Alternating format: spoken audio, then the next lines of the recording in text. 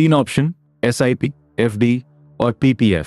और हर महीने वही एक सवाल, पैसा कहाँ लगाऊं? आज कोई हाइप नहीं, कोई बड़े बड़े दावे नहीं, सिर्फ सीधी और ईमानदार बात।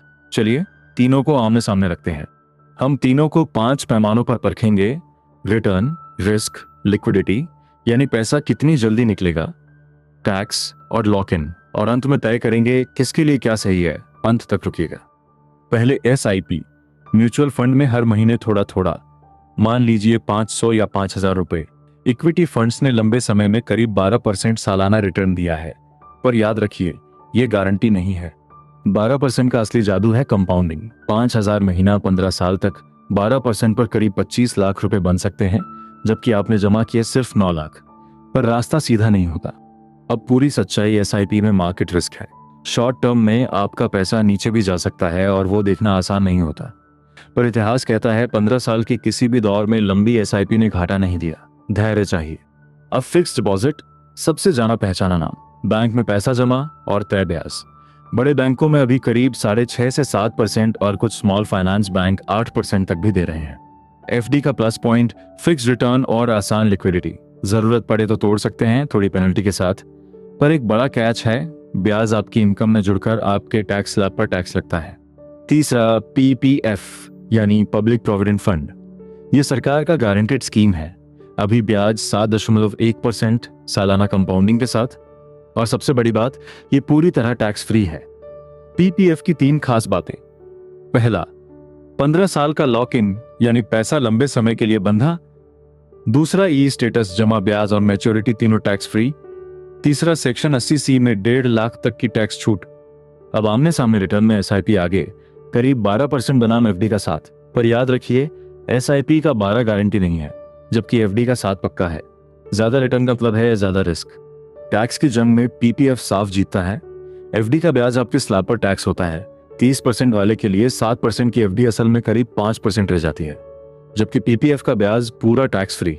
लिक्विडिटी में SIP सबसे लचीला, किसी भी दिन बेचकर 1-2 दिन में पैसा आपके हाथ में। PPF में 15 साल का लॉक इन, बीच में सिर्फ सीमित निकासी।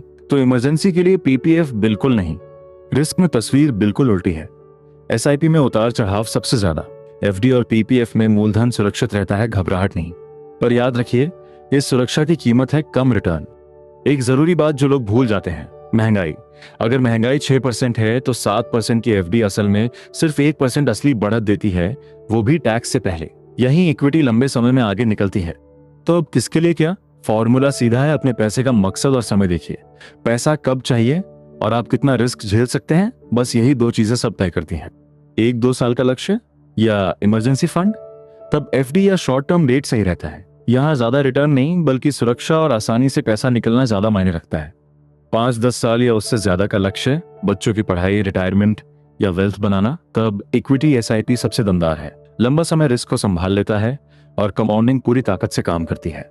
और अगर आप बिल्कुल रिस्क नहीं चाहते पर एक टैक्स फ्री और गारंटेड रिटायरमेंट कॉर्पस बनाना है, तो PPF बेहतरीन है। खासकर 30% टैक्स वालों के लिए 7% टैक्स फ्री बहुत तगड़ा साबित होता है।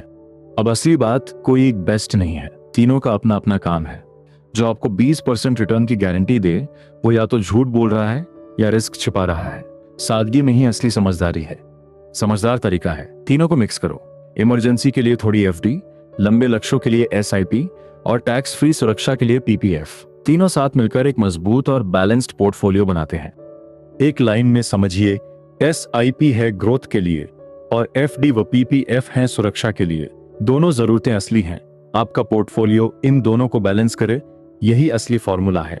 मेरी राय, अगर आपका लक्ष्य 5 साल से दूर है तो SIP को नजरअंदाज मत करिए। महंगाई को हराने के लिए इक्विटी जरूरी है, साथ में PPF में हर साल थोड़ा डालते रहिए, टैक्स फ्री कुशन के लिए। और FD सिर्फ उतनी जितनी चैन की नींद के लिए जरूरी हो। एक छोटा सा डिस्क्लेमर, ये कोई फाइनेंशियल सलाह नहीं, सिर्फ जानकारी है। रेट्स बदलते रहते हैं, इसलिए अपने नंबर खुद चेक करिए और बड़ी रकम लगाने से पहले एक अच्छे एडवाइजर से बात जरूर करिए। तो अब बताइए आप कहाँ लगाते हैं, SIP, FD या PPF? कमेंट में जरूर लिखिए। और अगर ये सीधी बिना हाइप वाली बात अच्छी लगी तो पैसा फॉर्मूला को सब्सक्राइब करना मत भूलिए।